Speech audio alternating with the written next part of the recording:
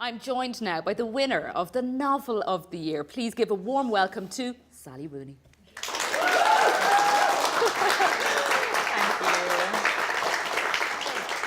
Sally, Normal People, of course, your second novel, and you've garnered such acclaim and such nominations and Costa Folio, long listed for the Booker.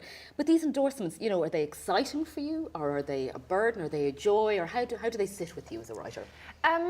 They're certainly, it's very gratifying to think that anyone has enjoyed the novel, if that person happens to be on the judging panel of a literary award. You'll take that. Exactly, that's nice too.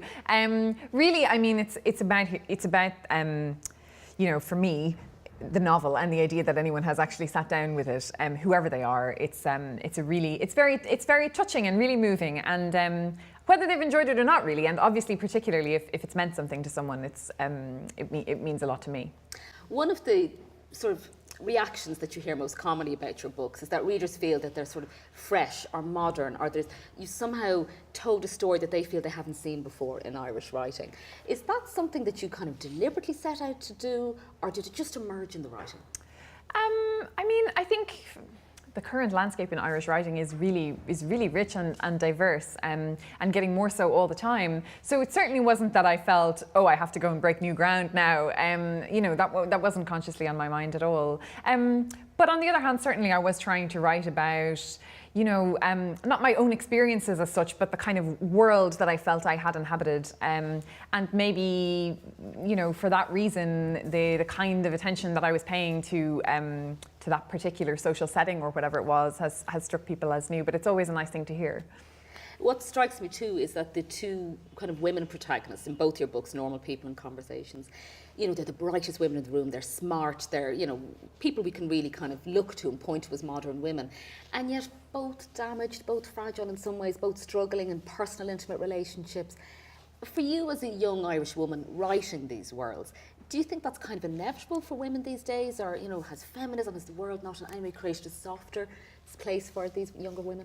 Yeah, I think that's a very interesting question, and it's something that I return to again and again when I'm thinking about my own work. I am very interested in the question of gender and how it structures our sort of everyday lives. I know it's a very big abstract concept that I certainly struggle with, but when it comes to how it impacts even the very smallest of our interactions, it's something that's constantly interesting to me. At the same time, I'm just writing about these individual characters. I'm not necessarily, in fact, I know I'm not trying to make any broad kind of statement about this generation of or like women today. No, and I'm certainly nowhere near qualified to comment on any such thing. But I am just trying to observe and I guess pay close attention to how those systems work on a very miniature scale. And that's what I'm interested in doing. I don't have the answers by any means, but I suppose I'm trying to raise some of the questions.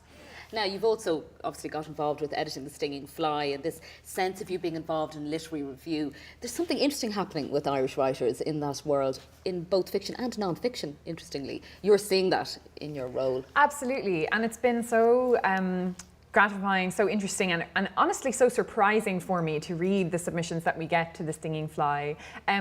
We accept international submissions, so it's not that I'm only being exposed to Irish writing, but a lot of writing comes in from all over Ireland. And seeing certain tropes re-emerging in really interesting ways, and also recognising some of the concerns I keep returning to my own work reflected in the work of other writers as well, having no consciousness that these were particularly Irish concerns or anything, but then seeing, oh, there really is something here, we're all thinking about, whatever it might be. So that has been really, really interesting for me, and it has obviously also made me feel that what's going on in Ireland right now in terms of the literary culture is really exciting. We've had some fascinating conversations in the Green Room tonight. We've had a lot of strong women voices here. You're obviously writing as a fiction writer, and we've had non-fiction writers in the room as well. But do you have a reflection around that, about the fact that readers seem to be really looking for and engaging with stories about women, about untold stories, maybe about women's experience? Yeah, I think Certainly there is a cultural moment now around gender and about thinking about how power structures work around gender. And a big part of that cultural moment has been prioritising the voices of women, which I think is obviously very important, something that I've always felt very strongly about. There have been political movements, particularly this year in this country, that have been about telling women's stories, hearing women's voices in a way that previously maybe we hadn't been. So that's obviously something I'm hugely energised about and excited about. And I think it's a conversation that needs to keep happening in new and different ways.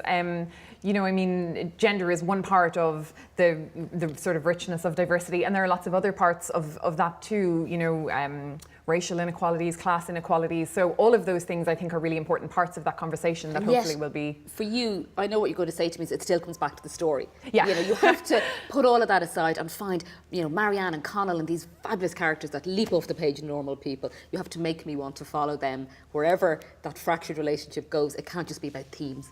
No, indeed. And I mean, as a, you know, as a novelist, I'm not trying to make any point. If I had a point to make, I would make it, I suppose I would try very inelegantly, I'm sure, to make it through some other form. And there's people who are much, much better at doing that than I am. So in what I do in writing fiction, I'm not trying to answer any broad conceptual questions. I guess I'm just trying to watch how people move through life. And obviously they are affected by the big questions that we're talking about, the big political questions and things like that. But it's about how they grapple with those things in their own personal and intimate lives. That's what I'm really interested in. Sort the of little looking moments, at. Exactly. You know, the row over breakfast, small, yeah. You know. That's what I like. So yeah, I'm just trying to do something small, I think, but trying to do something small well if I can, and that's what excites me. Finally then, can I ask you about the adaptation that's been done with Lenny Abramson, think of Conversations. How has that process been for you, of your stories going from the page to the screen? Well, it's actually Normal People that we're working on adapting for television, and I've been involved in working on the scripts, and it's still early days yet. It has been very exciting and very trying to work in a form that I'm not quite as familiar with as I am with the novel, and finding what parts of it seem to work well or seem to kind of transform easily into script, and then finding parts of it that just don't seem to have any clear analogue in the world of sort of the visual world that happens on screen, and then trying to find new imaginative ways of making them happen if I can. But it has, yeah, it's definitely, and again, we're still at a very early stage of the process. It's been hugely exciting and very challenging too, but I'm enjoying it. Is the actor who's going to play Connell going to be like really good looking? He's 18. He's 23 by the end, isn't he? Like 22. Give me something there. Yeah, I mean, I feel about Connell, I kind of feel like he's more like my son. Like, yeah, I mean, Okay, now you've ruined the night for me. Thanks, Sally. Is this interview over yet? Yeah, I really look forward to, and also slightly dread in a good way, seeing who might fill those roles, both Marianne and Connell, because they live very, very specific lives in my mind. Indeed.